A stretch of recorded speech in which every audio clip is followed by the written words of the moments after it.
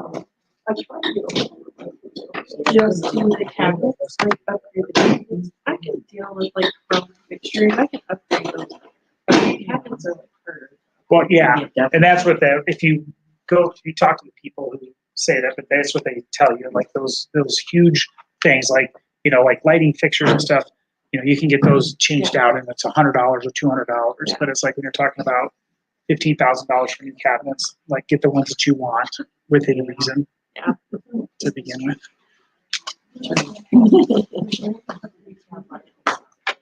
Well, I'm sorry. Krista, I try to accommodate. do you know how many? Like, 'cause I know we had people that weren't coming because of snow. So, are we pretty close to what we think we're going to have? So we can start. Okay. Yeah, you can go ahead and start. Okay. All right. If anybody shows up late, everybody just look at them with a little bit of disgust to make them feel uncomfortable. All right, guys. So I'm excited to jump in tonight. We're going to be continuing on in our series, and today we're going to be talking about next level nutrition and detoxification. So we're going to be kind of focused. This is dealing with immunity. So I think we throughout this entire time we probably talked a little bit about sugar and what it does to the immune system. So we're not going to be covering those types of things. We're kind of doing a little bit. Some of the things that maybe we don't talk about all the time is included in this because I think that they're important things, but they're more in the realm of specific rather than general nutrition things. Okay, so let's get started. You know what? Every week, something like this has to at least go a little bit off.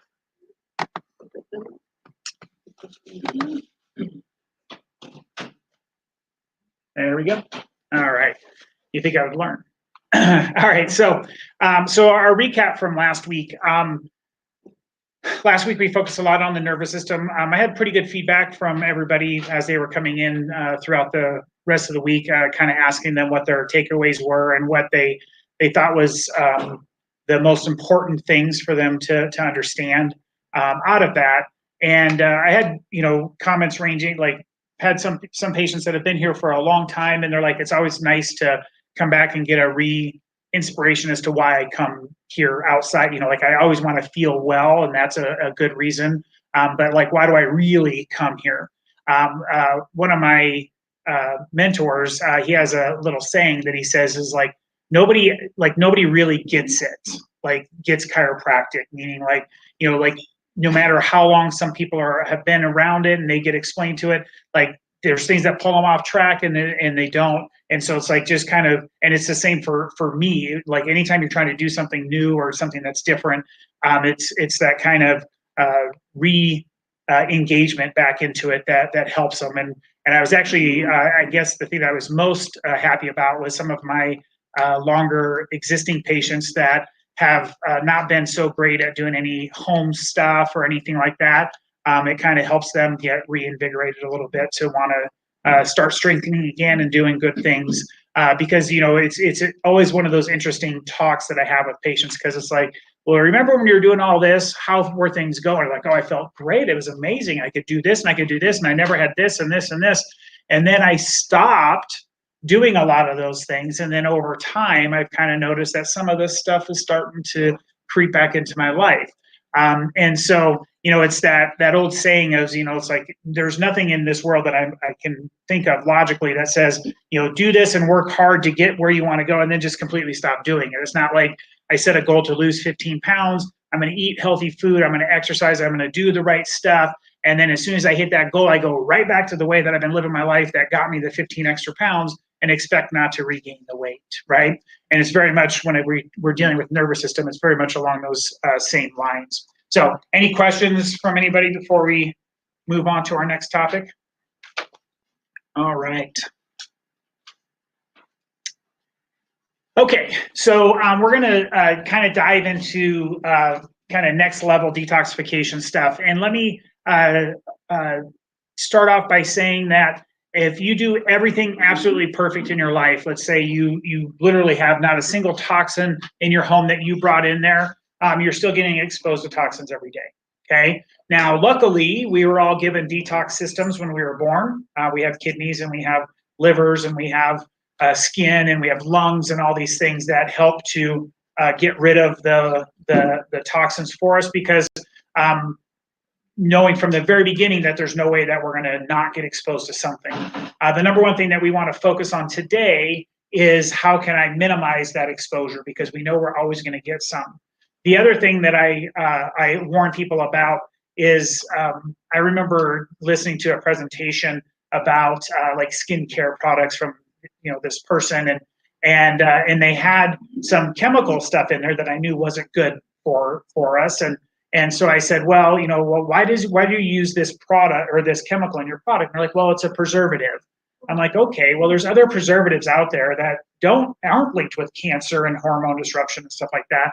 And they said, well, yeah, but it's just a real little bit, and the EPA says I can have a level of 0.25, and this is 0.025, so it's well below any limits that the EPA says that are dangerous for you. And so then you always have to ask the next question, well, how often do you want me to use this product? And what do they say? Every day, because it's a personal care product. So you're trying to tell me that you think it's okay for me to get exposed to a small amount repeatedly over time, and you don't think it's going to have a negative effect, right? So there's no such thing as, like, again, our body has detox systems. It can get rid of some stuff for us. But the thought that I would intentionally or knowingly keep putting toxins into my system, even at a small amount every day, there's something called toxic bioaccumulation, which is that these things accumulate in our body over time. So we want to get, and that's how and why sometimes people become sensitive to things that they weren't sensitive before, right? It's like, I never used to get bothered by this, and now if somebody sprays Giorgio something perfume, I go crazy with it. Why all of a sudden? And it's because, it wasn't good for you ever, but your body just hit a threshold where it can't deal with it anymore. And so we've talked a lot in the past about the bucket theory, that everybody has different size buckets, right? So just because you're not expressing a symptom doesn't mean it's good for you. It just means your bucket's a little bigger. When your bucket finally overflows, you will start producing symptoms, okay? So where do we get these toxins from? So a ton of them come from things like this. If you guys want to watch it's an older documentary, but there's one called King Corn, and it talks about the corn industry. It was done probably over 10 years ago, but they actually go through what they do to raise corn in the GMO non-nutrient world. So the soil a lot of times is just overworked. There's chemicals in it, all that kind of stuff. So before they plant it, they run a machine that injects nitrogen and stuff into the ground, so that way the seed will grow. And it looks like corn. It kind of tastes like corn a little bit, but then they look at the nutrient density and it's just really not there. So whatever would have been good in corn back in the past is even less for us now. Okay. And then like this is something that's spraying probably glyphosate all over stuff. And so when you look at the GMO world, you'll see things they'll say they're called Roundup Ready seeds. And so it's a seed that has been designed to where you could spray Roundup on it and it doesn't kill it. Okay. Now Roundup kills everything else that it comes in contact with. I mean, I don't recommend anybody use Roundup at home or anything like that, but it is an effective weed killer, right? You spray it on your grass, you spray it on anything that's alive, and what happens to it? It dies, right? And so, but somehow they're able to spray this all over the corn crop and the corn doesn't die. Okay. Now all that stuff ends up where? On the corn, and then we end up what? Eating it. And so now and when we start talking about disruptions in our gut microbiota and stuff like that, I may have talked about this a couple of weeks ago, but there's a researcher out there talks about food sensitivities, and he says, I don't know that people are really having much of a gluten sensitivity as they are a Roundup or a glyphosate sensitivity, because it's being sprayed on everything, and it's destroying our gut linings, and it's creating a lot of these problems. And gluten's and I'm not saying gluten's good for us, especially the stuff that we're serving today, because it has much higher amounts of gluten in it than normal flour used to. if you look at what they call einhorn wheat, which was like the wheat from like Jesus's time, it's a very different plant than what we're using for wheat today, because we want to get more flour out of a smaller plant. And so we genetically engineered it to produce more of the flour stuff, and to make it to where we could feed, let me back up and say, the concept behind GMOs was a good concept, because it was like, how can we feed the world, right? Like, how could we make this better, have less crop loss, have, bigger harvest, all that kind of stuff, so that we can feed the world. There's no need to have starving people in the world, kind of a thing. So the concept was it's a good humanitarian effort. The problem with it, obviously, is when you start messing with nature and the things that were put on this earth a certain way, and we expect it not to have some kind of a negative effect long term, we find that no, that's not true, right? And so this isn't for this one, but we have that in our other workshops. Previously, they've done studies on rats where they fed them just GMO feed and then followed them and watched the tumors grow. And then they just gave them just Roundup, and they did the same thing. And then they gave them GMOs with Roundup on it and watched these animals and saw what happened to them. And it's really disturbing to see like all the tumors and stuff that grow all over the animals as a result of it. So environmental toxins are a really big part of it. The next step is like, well, how do these things impact us? So toxins they cause a lot of issues. We're going to talk about like free radical damage and stuff in a little bit, but they're hormone disruptors. There's a ton of toxins that have been shown to be able to go in and bind to hormone receptors. There's things that mimic estrogen in the body, so it can cause a derailment of our sex hormones with estrogen and progesterone balance from women, and it messes with the balance in men as well. So there's a lot of these chemicals that get into our body, and they actually start mimicking these things, and it could be part of the reason why somebody seems to have drastic mood swings and stuff like that, is because they're really out of balance within their hormone structure, and a lot of the chemicals and the things that we get exposed to are shown to be able to do that. The toxins will not only do that, but we store toxins in fat. And so when a toxin gets into our body, if our body couldn't safely remove it quickly and get rid of it, it doesn't want it floating around in it. It's not good for it. So the body will get it out of the circulation system. It gets it into the tissues, and then it predominantly stores toxins in fat.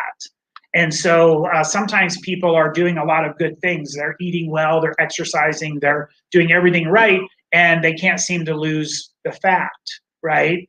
And they found when you deal with something called weight loss resistance, which means you're actually doing pretty good right stuff and you're finding not good success in that category, that it's most likely a toxin problem, okay?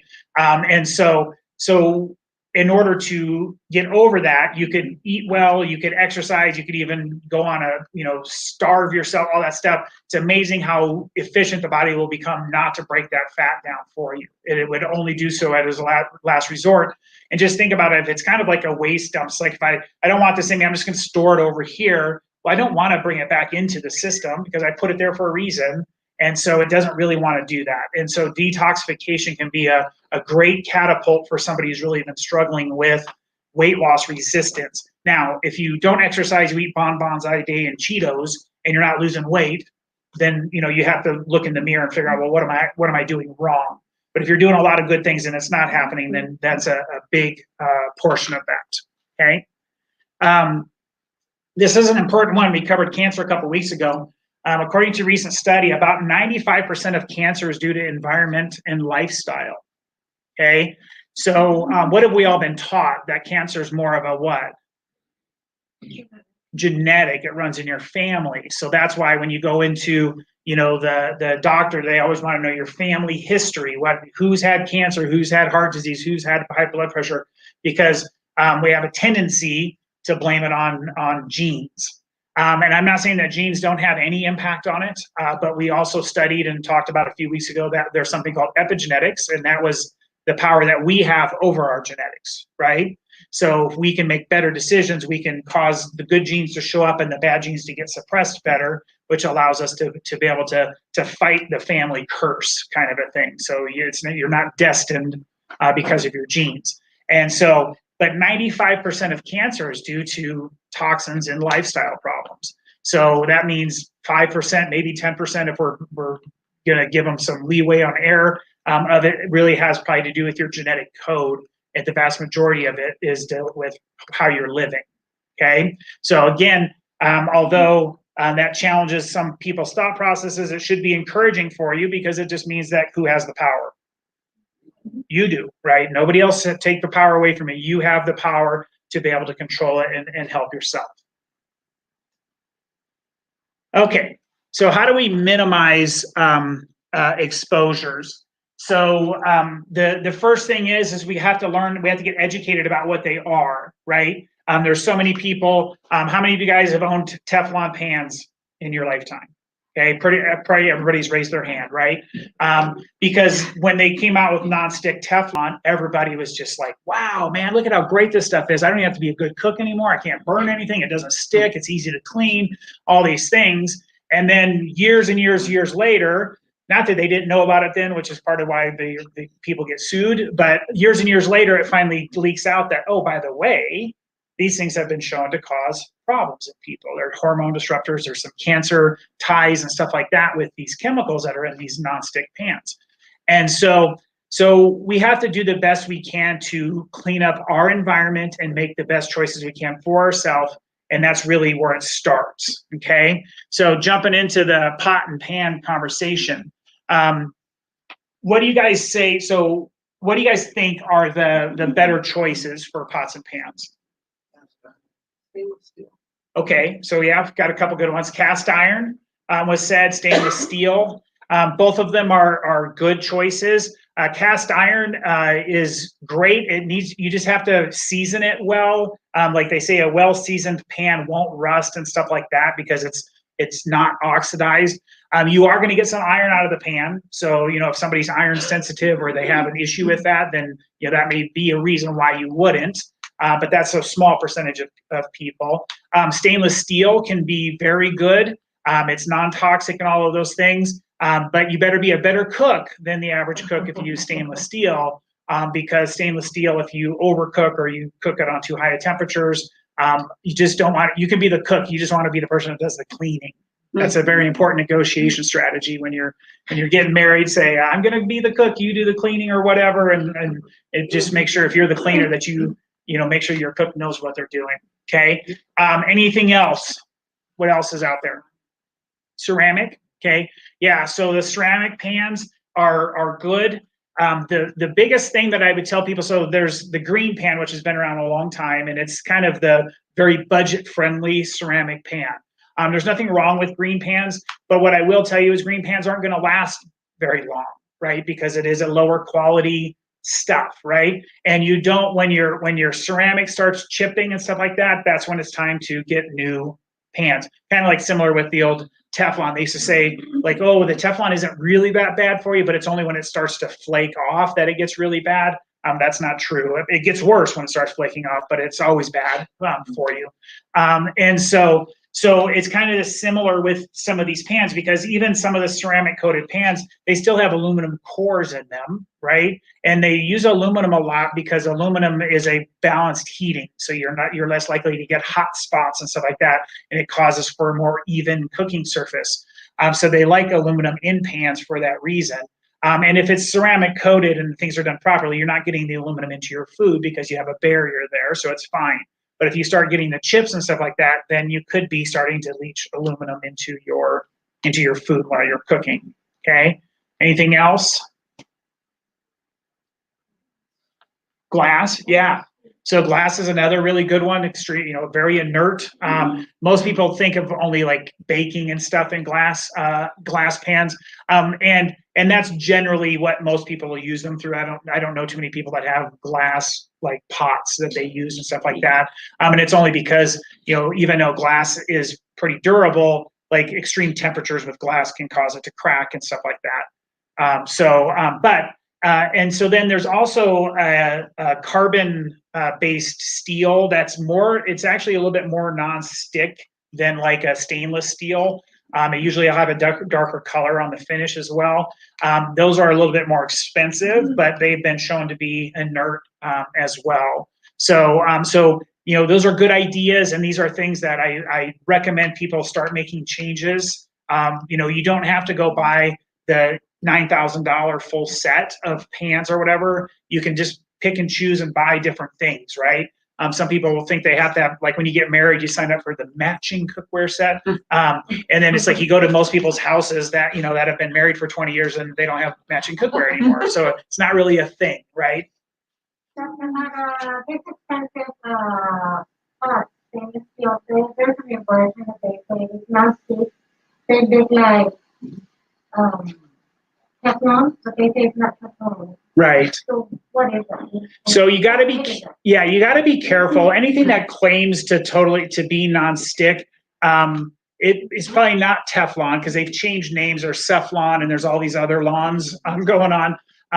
But really, you just have to be careful because there's PFOAs, and then there's PFEs, and there's all these polyfluoral carbon, chemicals, which is what helps with the whole nonstick thing.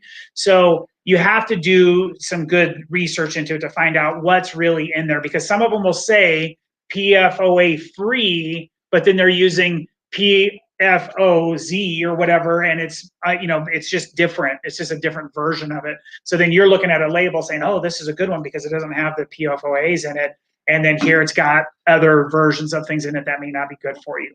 So there's the titanium coated pans. If you get the higher quality ones, those ones have been shown to be really good. Some of the lower end titanium ones, they've shown that maybe they're just not as durable and stuff, and it could cause a little bit of problems. So that's another one. Titanium's fairly inert. It's what they put into people's bodies. So if you had a fake hip, it's titanium because it doesn't really react in the body. And so it's a fairly inert metal as well. So, all right. Next big thing is storage. So how many of you guys have the Tupperware, plastic Tupperware at home that's kind of orange because you put spaghetti sauce in it one time? Used to. Okay, used to, right? So yeah. So plastics in general are going to have chemicals in them. Now there's some that that say there's no BPA in it and all that stuff, and that's a better choice than ones that don't. Like the old school Tupperware and stuff like that had all of that stuff in it. But it's important. The common storage things that we're using, we really need to be aware, especially when you're storing acidic foods. The reason why that your old Tupperware turned orange from spaghetti sauce was because the acid in the tomato sauce broke down and started leaching the plastic off of the bowl. Okay, so there's a lot of things like using Pyrex is what I really recommend for most people. Just using a glass storage containers is going to be the best thing for you. And the other thing is even with like canned soups and that kind of stuff, like those things, a lot of those still have BPA lined cans. So you need to make sure that the can says non-BPA on it. And so there's still a lot of things when we're talking about exposures to things. So this is an interesting thing. One study found that people who ate canned soup 5 consecutive days had 1,221% higher urine BPA levels than people who eat fresh soup. So, that's a huge difference, right? And, and tonight's like a soup night, right? It's like it's all cold outside and kind of snowy a little bit or whatever, and people are like, ooh, I want to just have a nice bowl of soup or whatever. And it's not that you can't, but first and foremost, we should try to be making our own soup, like, use your own stuff and make it that way. But if you were going to be buying it, then shooting for organic, non-BPA lined cans, stuff like that, so that we're at least minimizing exposure of those things. Okay, so what's in our food? So by no means is this an exclusive list, but these are some really big ones that we need to be looking out for. I think everybody knows that MSG, although it makes taste food better, is not good for us. Okay. Now, did everybody know that MSG isn't the best for us? Okay, so that's pretty common knowledge nowadays. So what manufacturers do when something becomes common knowledge and they still want to use it is they change names of it. So when you're looking at labels, if you see like autolyzed, that word autolyzed, that's usually a word that you better check into and see what's going on. Okay, you'll see stuff like autolyzed yeast extracts and stuff like that, and those are just different versions of MSG, and they're just changing the name because they know if you read MSG on the label, you would put the can back, but if you read autolyzed yeast, you would pick it up and take it. And so, unfortunately, we need more truth in labeling things so that people can have a better or better knowing better. Red dye number 40 has been known to be neurotoxic for a long period of time. If you ever want to know how much it affects people, go find a family dealing with a kid with ADD and give them red dye and see what happens to the kid. Okay, most kids just like fly off the deep end when they get red dye, and it's because it's neurotoxic. It's just not good for us. And so when we look for red dye, particularly the red dye 40, is one that we just need to stay away from it.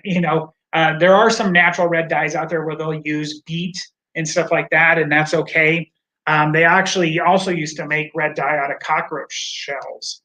So the hard shell, if you cook it down, it releases a red dye. And so, and that could be listed as natural colorings, right? Because a cockroach or roaches are natural, or beetles, they're a natural thing. So, so that's not a big deal, right? They're not lying to you. It's natural, okay? I was gonna say Sarah's got Amaya looks for the red 40. Oh yeah. Yeah, she's showing her how to look Yeah, I have for her stuff. trained to look for it. That's right. Yeah, you have to, because it makes a difference. I had a young girl who, she was probably in 4th grade. She came to us really challenged with the whole ADD. I think she was a little autism spectrum, like very high functioning, but she definitely had some characteristics there too. And we were getting her adjusted. We cleaned up their diet. We went through some detox with her, and she was like doing fantastic, like so good. And the teachers were like, oh my gosh, we were on track school back then. So they had their little 3-week break. And so we did it all on our 3-week break. The mom took her off the medication and said, we got 3 weeks to get through this. Hopefully she'll be good to go by the time we get her back to school. And she went in, and the teachers were like, oh my gosh, this is amazing. And so then she comes home one day and she is just going crazy. And the mom's like, oh my gosh, this is like the worst it's been in months and months. And so she asked her daughter, she's like, what'd you have at school? What'd you have at school? She's like, Mom, I didn't have anything at school. I didn't, she did. And we found out later that it was like little Johnny's birthday, and he had Spider-Man cupcakes. And what color was all the frosting on the Spider-Man cupcakes? And she had a red Spider-Man cupcake. And then she got home, and just that one thing, she said it took her 2 days to recover from that. And so, Yes, exactly. Yeah. It's like, I don't know who this person is right now. Okay. So sodium nitrate is another big one. It's in most preserved meats. So one of the things that we always tell people, like we've had pictures in the past of like sausages and stuff like that. Processed meats in general, it shouldn't be the mainstay of our diet, even if we're getting the uncured type, because just processing, they just do stuff to it, right? But if you're eating just the standard old summer sausage that you buy at Walmart or something like that, it is loaded with nitrates. Okay, and nitrates have been shown to be very damaging neurologically to us. And remember, we talked about in Europe, what do they have to? Anything that has nitrates or nitrites, it has to have what on the label? Yeah, well, not fit for human consumption. So if you actually go to Europe and you go to buy like bacon that has nitrates on it, it'll have a sticker on there that says not fit for human consumption. They'll still allow you to buy it and eat it, but they're letting you know that they don't recommend you do it. Okay.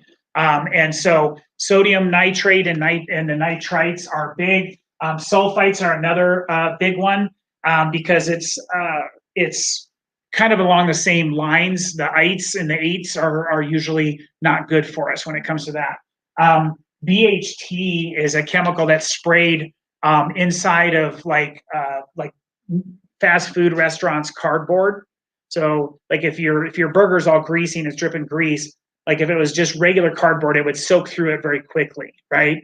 Well, for some reason it doesn't soak through the fast food boxes as easy, and that's because they spray. It's layered with that BHT to prevent it from leaking out and ruining the cardboard right away. Okay, but it's not good for us either. Okay. And then refined oils, I think we've talked a lot about those. Aspartame, we tell people never consume the pink, yellow, or blue packets because all of them have their own set of problems. Aspartame probably has the most research on the negative side of it. And then the last one is sodium benzoate. So that's a preservative as well. That was what was in that cosmetic product that I was talking to you guys about. So the benzoates have been shown to be cancer disruptors in our body. And so it's a preservative that's used in a ton of personal care products. Okay.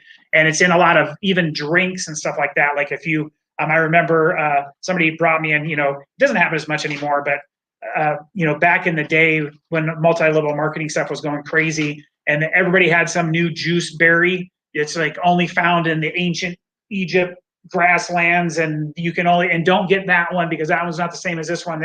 Like I remember the Golgi juice or whatever, or Tahitian noni, the noni juices, but if you get the Hawaiian noni, that one's garbage compared to the Ecuadorian noni or whatever. They had because there was like competitors and they were cutting down each other's products. But you would look in a lot of these because they were these big liquid drugs, and you just drink like a cup a day or a little thing. And then you look at the ingredients and it's like sodium benzoate. And I'm like, well, so here you're trying to give somebody something nutritious that could help them, and then you're using sodium benzoate for a preservative. Okay. And it does work well to do what it's supposed to do, which is why they use it, and it's cheap, but it's just not good for us again. Okay. So what's the damage? So one of the things that we need to discuss is what free radicals are. So first of all, understand that in general, if I ask you guys, what do you guys know about free radicals? Does anybody know much about them? Okay, well, that's pretty normal. But most people, are they good or bad for us?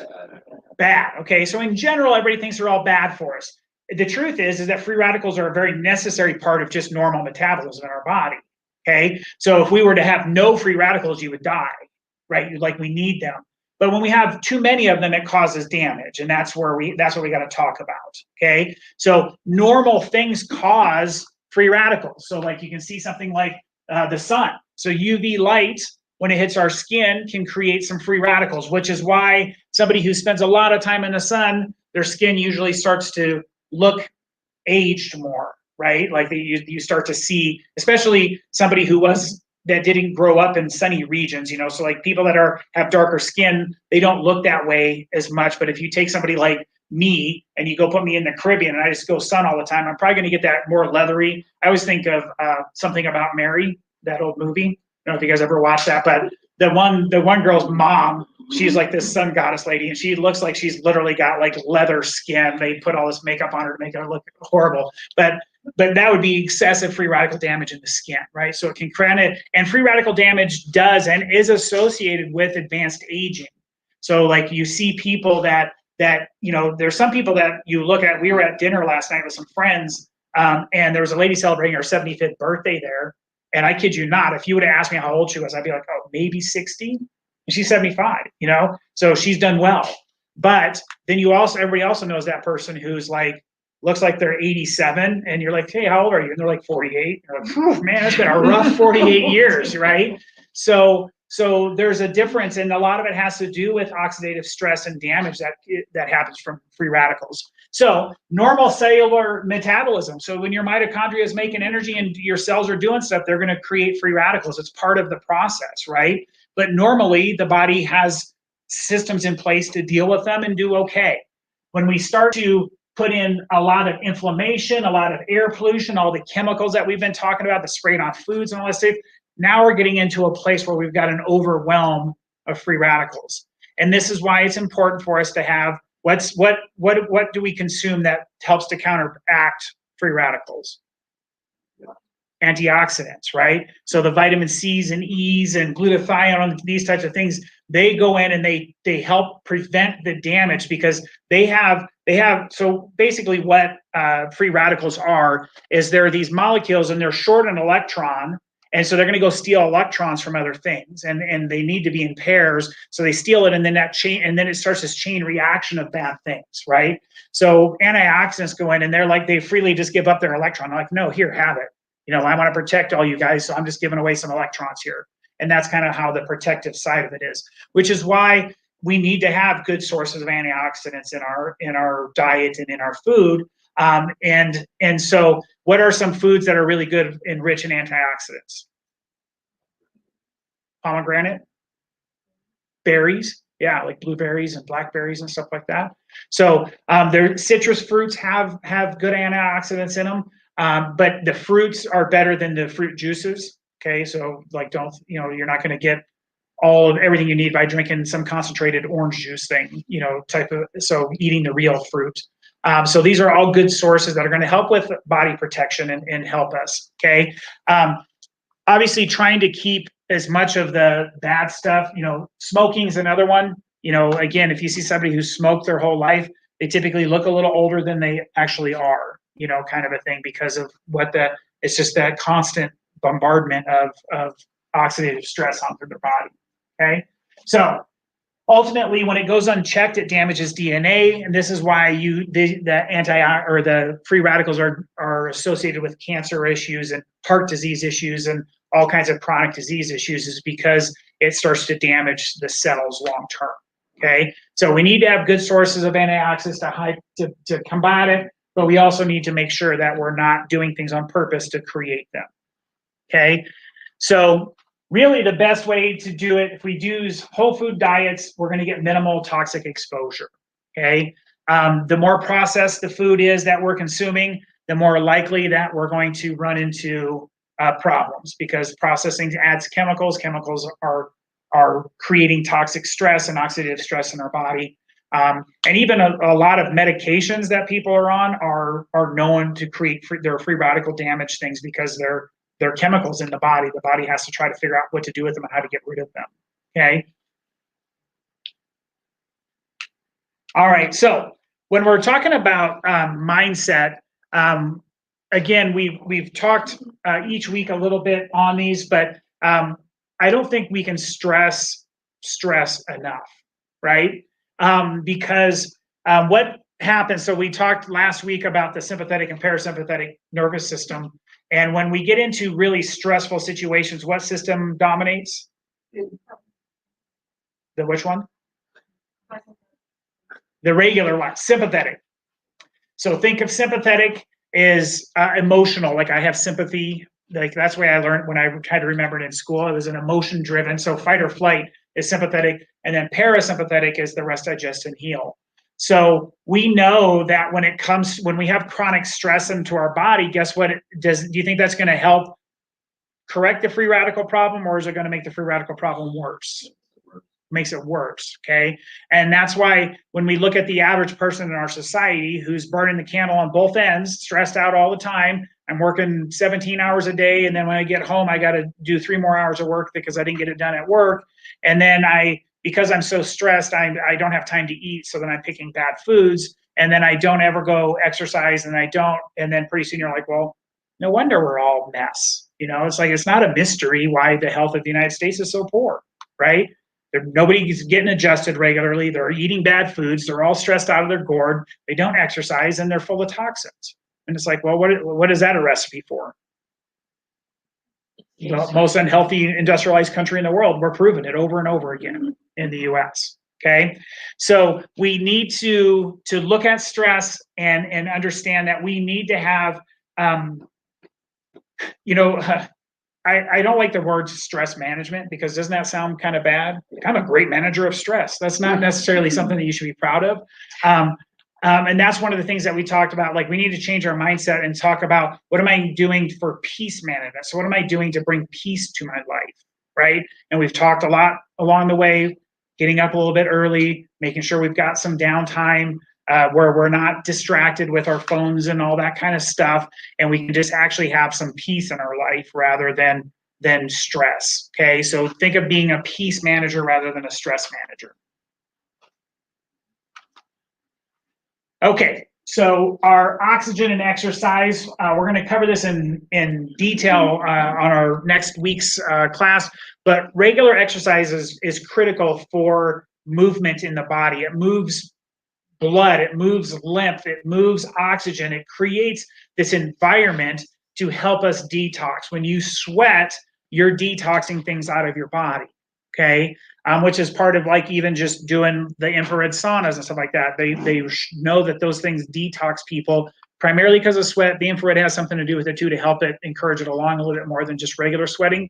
But the bottom line is we were designed to move, and in order for us to move fluid, to move things in our tissues so that it can get where we need it to go and get rid of it, exercise is extremely important, okay? We talked last week about the lymph system and how the lymph system needs movement of the muscles in order to move itself, so that way the stuff that garbage stuff that needs to get out of our body, the only way it can is through the lymph system, and if we're not doing anything, then it pools, and then we got swollen this, and we got this problem, and so much of it is just the challenge of not moving, okay?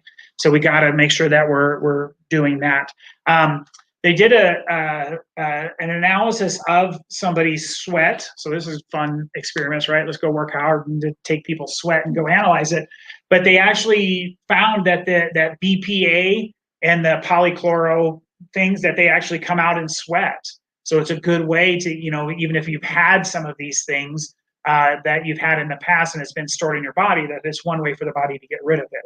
So it's another reason to do exercise that will create sweat, and again, wherever you're at. So don't take it, there's some people that aren't going to go do, 100 burpees tomorrow, right? That wouldn't be possible for them. But starting somewhere and getting up to the point where I can get my heart rate up enough, get my body in a warm, to where I can start to sweat and perspire, because it's going to help us over time. Okay. I actually did have a patient that never sweat before, and there's a condition out there, and it was interesting. She was like 36 when she started coming to see us, and she's like, I don't sweat, and that was the first person I'd ever heard of that. I'm like, well, that's crazy. Of course you sweat. Maybe you just don't sweat that much. She's like, no, like I've been checked and I just don't sweat. I'm like, well, do you have sweat glands? And they're like, we think so, but I just don't sweat. But after 3 years of being under care, guess what happened? She started to sweat, right? And I don't know if it was adjustment 278 that turned on her sweat glands. I don't know what it was, but her focusing on being healthy and doing good things and all that stuff over time created to where the system kickstarted itself and it started to work. So that's pretty cool to see somebody, and then after that, she's like, well, gosh, this sucks, this whole sweating thing. Now I got to smell, and then, I'm like, well, it's part of it. And you're probably going to smell a lot at the beginning because it's dumping a lot of stuff. It's like 36 years of stuff been accumulating in there for you. So just realize that sweat is good for us, and we need to make sure that we're doing it. Exercise is also a crucial part of digestion. So a lot of people that have digestive problems, they have a tendency to not want to do certain things because they don't feel well, or they could get bloated or constipated or whatever. And it's that same kind of weird thing of like, exactly what you're trying to avoid is exactly what you need to do to help it along. Okay. There's a ton of research that shows that not only is it good for your joints and all that kind of stuff, but it actually helps with digestion and digestion motility and all of that kind of stuff as well. Okay. So this is good things for us to focus on. Okay. When we jump into the nutrition stuff, we talked a little bit about leaky gut. From most of the stuff, if you read all the current information about leaky gut, the primary cause behind leaky gut is toxin exposure. So it's the damage, like we talked about. If I just eat food with glyphosate on it, and that chemical gets in there and it starts to destroy my gut lining and the mucosal lining, and now it becomes, instead of my gut being the tight things that only lets food particles that are small enough to actually get in the body for it to use, then they get big, and now we get big things that can move across the intestinal wall, big things that aren't supposed to be there, toxins and stuff like that should not be getting across the wall, but also partially digested food gets across. So, like, why do some people start developing food sensitivities and food, like a lot of those things? And a lot of it's because they're getting undigested things through there, and that's causing problems, because, a peanut doesn't actually go into your system as a peanut, right? By the time it's all broken down, it's a bunch of amino acids and stuff like that. So if it goes across and gets into your blood as a peanut, then what does the body say? This is a foreign invader. It's not supposed to be here. I need to do what? I need to attack it. I got to get rid of it. And not that I'm really simplifying what food sensitivities are, and I don't want you to make it sound like that's the only thing that deals with it, but think of it in that way as an example of what can start to happen because of all the leaky gut problems. So then, I've talked with Zach and Bill about this, and he was suggesting just taking a break from, literally from some of the things that are causing problems, get it, so your body has time. I mean, Yeah, for you know, sensitivities, I mean, I suppose it depends on the person. But right. Yeah, and I'd recommend, it's like the same idea of if you're going to continue to provoke something over time, it's going to get worse, right? Your body can only deal with it long enough. There's a guy out there, his name is Dr. Gundry, he's a medical doctor, and he's done a ton of study on lectins and found that lectins also are damaging, and they're in a lot of the things that, some healthy foods have lectins, like tomatoes and stuff like that. And these things have the ability to get in and poke holes in the intestinal lining as well. So you have to, it's a complicated topic. We'd have to do like a 1-2 hour class just on leaky gut, which we've done in the past. It's like the whole thing was just on leaky gut and all the irritable bowel and all of the things that it leads to. But that's more for that time. But just understand that controlling those things, especially things that because if you're paying attention to your body will it'll tell you, right? Every time I eat ice cream, I'm all bloated and not well. You probably got some lactose intolerance issues, right? Or every time I do this, then I feel like this. And so if you listen to your body, it will start to clue you in on things that you probably shouldn't be having. You can also do tests, you can do blood tests and stuff like that to tell you what you're sensitive to as well. Okay. So number one thing is if we can minimize the toxic exposure, now how do we help restore that gut lining back and then maintain it long term? Okay. So first thing is we want to make sure that we're eating probiotic rich foods. Okay. So things like kimchi, sauerkraut, kombucha, kefir, those types of things. They're not very hard to make, actually, a lot of them. They do take a little bit of time. But if I think we could, something that could be beneficial for everybody is to not be so fast paced and actually get back to some of the stuff. Like, how many of you guys had parents or grandparents that used to can things and do all of those things, right? They were onto something back then, and they had a whole lot less gut issues and all kinds of other problems than we do today. And maybe it's because of some of the practices that they did back then. So people always want to know, well, what do I do and how do I do it and all that stuff. So I gave you guys a roadmap here. Make your own fermented food. So what you're going to do is you're going to go to your favorite search engine. Okay. Hopefully one that doesn't censor everything that you type in about health, because then they may not show it to you. But then you're going to type in fermented food recipes. Pretty complicated so far. I think everybody's got it though, right? Then you're going to get a whole list of different sites that have these things on there. I usually look for, there's a couple of different ones, like Dr. Axe has some really good information on it when it comes to that. Dr. Mercola's, if you find links for his stuff. There's an organic, I'm trying to remember the name of it. It's got organic in the thing, and it'll be up in the top of the list. But these are some good sources of recipes and different ways of doing things to try to start adding these things into your diet. It's hard. You can't find them readily in most stores. You can go to some of the kind of health food stores that are kind of a little bit eclectic type of stores, and sometimes they'll have stuff like that that's pre-done for you. They'll have pickled vegetables and fermented vegetables and stuff like that, but they're actually pretty simple to do at home, and it doesn't take forever or anything like that. And so it's a great way to do that. The one thing that I will tell you, because we talk about natto and kimchi and some like these soy products, and people in general are like, well, but I thought soy isn't all that good for us. And generally speaking, I don't think people should have soy as their primary energy source in their body or anything like that.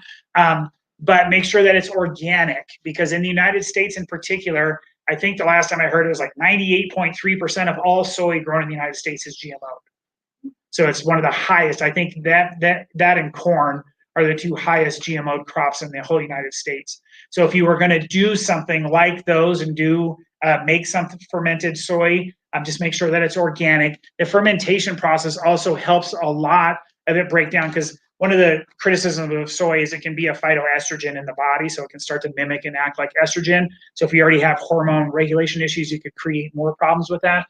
But when you do the fermentation process, it makes it less likely that it's going to create problems. In these fermented food recipes, easily canned.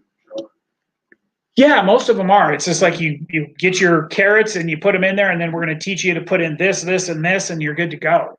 You know, and you just got to let it sit for a while for it to do its job. So it's really not bad, and it's like kombucha is another thing.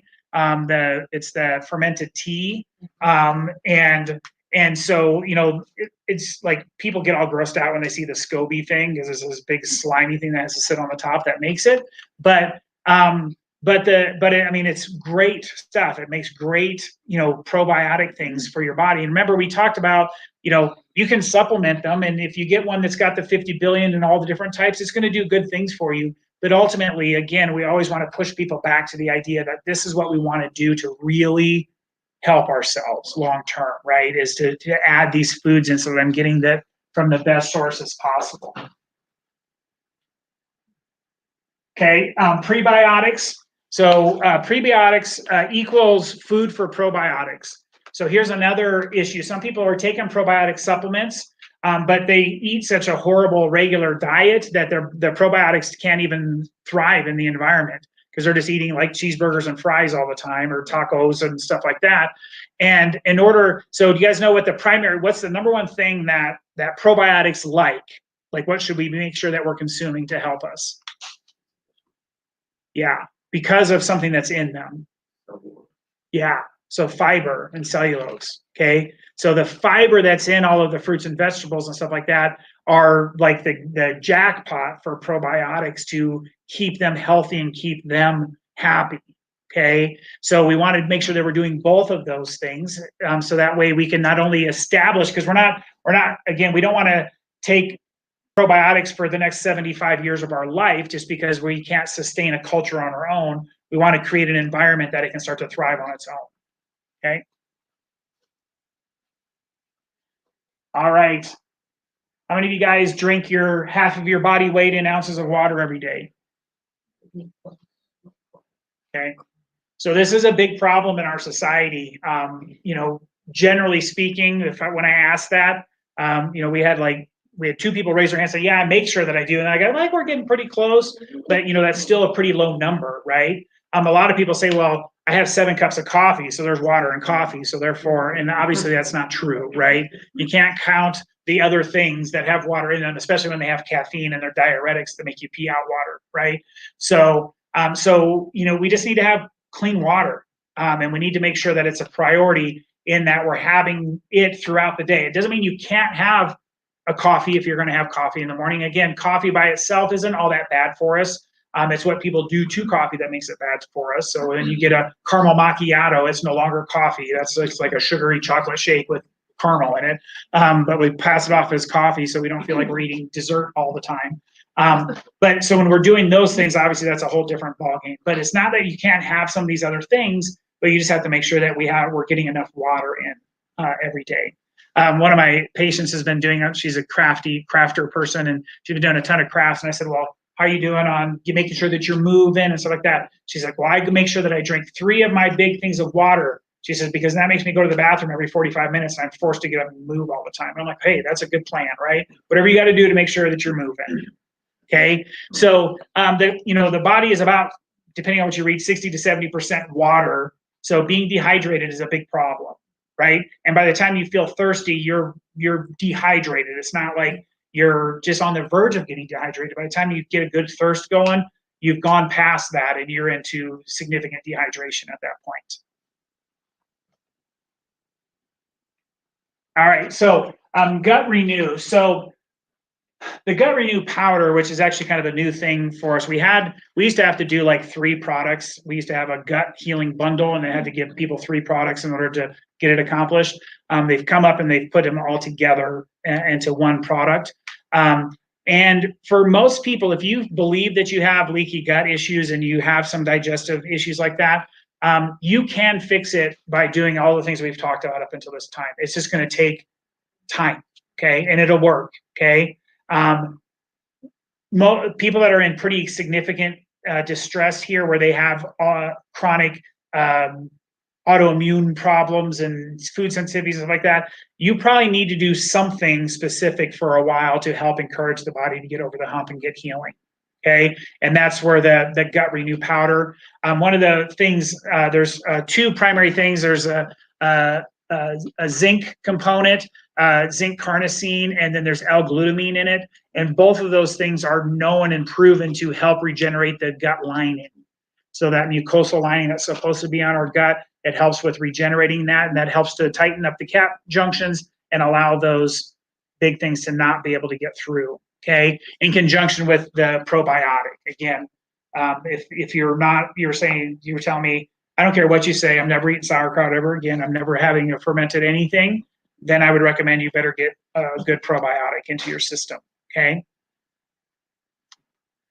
All right, and so the last little bit, we've talked a lot about the gut, and we've talked a lot about how to stop the toxins from getting in. But how many of you guys figure that most people are probably have some level of toxins that they need to get rid of? Okay. And again, don't have to do anything about it. You can just go through a really clean diet for a long period of time. Your body will eventually break things down and get it out. Okay. If you have chronic health conditions, or you have weight loss resistance, or your metabolism is, like some of those things that we talked about earlier, then detoxing can be a good way to help stimulate that, so that the body can get on top of it. Okay. And so when we think about our body's ability physiologically just to run normally, do you think it's going to run smoother and in harmony better when there's not a whole bunch of poisons hanging around outside? Right. And so it just makes sense that detoxification, most of our patients, as you came in, we put you through, we did your little nutritional consult, and we identified, we had you take some question test to find out, is toxicity a big issue? If it was, we may have done the eye test and the urine test thing to try to help identify where your inflammation and toxins are, all that stuff. So all that stuff's available for people to help them get over that if they think that they have that. Get tested first. I always tell people it's a good idea to test. It's better to test than guess. So we can be like, well, yeah, but then there's other people that are like, I know I'm toxic and I just need to start somewhere. Then it would be okay for them just to get into a general detox protocol. So we do have our detox system. Does anybody know what makes our detox system a little bit different or special compared to the average one you see out there? All right, since nobody answered, no.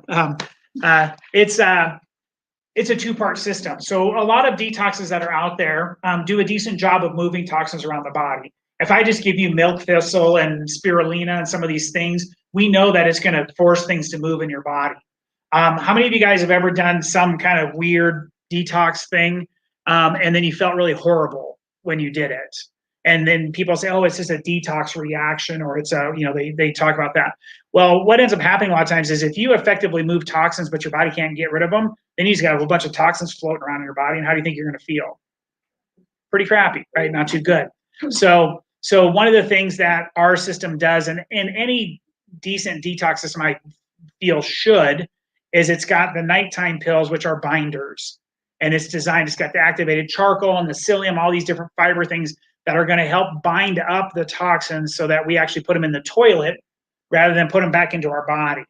Because even if our liver and our gallbladder do their job and they filter it out and they push it into, when you eat food, your gallbladder contracts and it squirts it all on the food. Well, then it's going through your digestive tract, and then some of it's going to reabsorb, because that's what the digestive tract does. It absorbs things, right? And so if we put binders and stuff in there, that helps the intestinal tract to not hold on, like the psyllium and the different things that are in there helps so that you can evacuate freely. So if you're dealing with constipation or issues like that, it can help with that. But we also want to clean out the intestinal lining and the intestinal walls as part of that. And so it's kind of that two-part system. You do the morning pills that kind of gets the body primed and moving things. And then we have the overnight pills where, as things are happening in the body, its job is to go in there and try to do the best job it can to bind things up. Okay. And so that's what makes that system, and pretty much any of the systems that we always use some type of a binding thing with it to try to help make sure that we can get rid of the toxins and actually put them in the toilet rather than back into the body. Okay. All right. So next week, we're going to do a deeper dive into the fitness plan. everybody better show up, because Fitness One is the one that's the hardest talk that we get for people to show up to. And the reason why is because people think they know everything about fitness already. So what could I learn? Well, guarantee you're going to learn something. Number two, it's way more crucial than what people think. And we've kind of talked a lot about that. And you'll offend Dr. Troy if you don't show up next week. He's the fitness guy. You guys see him on Facebook all the time, doing his Max T3 videos for everybody to encourage them to move. So we don't want to disappoint Dr. Troy either. Okay. So any questions before we get wrapped up for tonight? Okay, so here's an individual challenge for you. I want you guys to do kind of a personal inventory of the things in your home. And I don't want you don't have to write them all down, but I want you just to pick the one thing that you said, you know, if I could get rid of this, it would probably have a pretty big impact for me and my family. I know you guys, you're gonna get a handout that has other homework in it, so I'm not trying to overwhelm you with homework. But I think it's important for people to just think of one thing.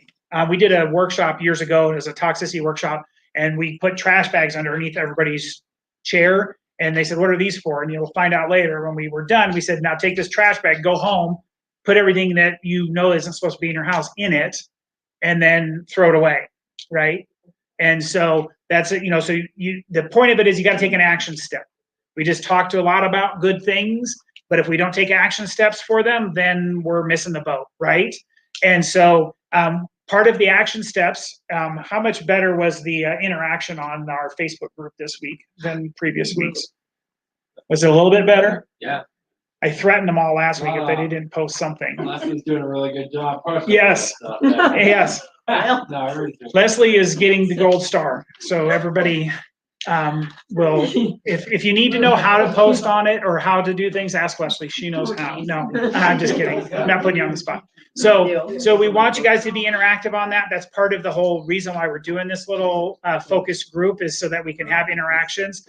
Because how many of you guys, like, by Wednesday, you've pretty much forgot everything we covered on Monday, and even if you made a change on Tuesday, you're probably back into your old routine by Wednesday again, right? So having the group, and then if you're having a challenge and say, oh, I messed up here, you know, Leslie was it you that was very honest? Yeah, and she was just like, hey, I didn't have a good weekend because of this and this and this, and you know what? Sometimes life happens. But what's the thing to learn from it is it happened, and what's my next best step? Next best thing I can do is just get back on the horse, right? Get going in the right direction. Because every day that we're doing the right things, even if we have a day that we do the wrong thing, at least we still had a bunch of days we do the right thing. Versus when people just give up, then they're just doing the wrong thing all the time, right? So get interactive with the group, post some things, ask questions, post a dinner. What are you making for dinner one night? And I should make it a thing, like you got to post. We'll do a surprise thing and say, you got to post what you ate last night, or, you know, and see what people are really doing, right? Because they're like, oh, I had Papa John's. I wish you wouldn't put it on that night. No. But feel free to do that. It encourages people. It's a great way to increase that interactivity. Okay. All right. So you guys are free to go. Meet with your team captains. They will get you your information you need. They will try to keep all of the harassment to a minimum.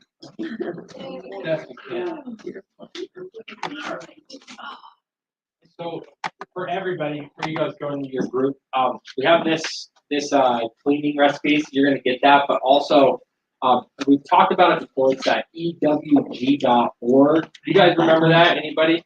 Right? Environmentalworkinggroup.org. That's also a really good way to check out